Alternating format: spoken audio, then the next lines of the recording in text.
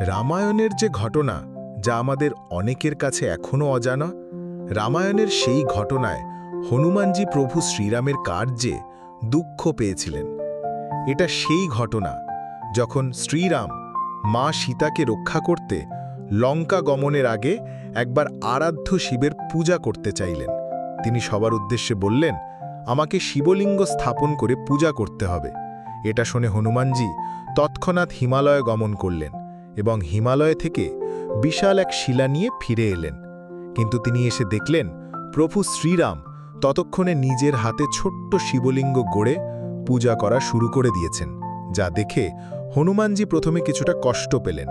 তার মনোভাব বুঝতে পেরে প্রভু শ্রীরাম তাকে মৃদু হেসে বললেন, হনুমান, ভক্তি শিলার আকারে নয়, থাকে হৃদয়ের আন্তরিকতায়।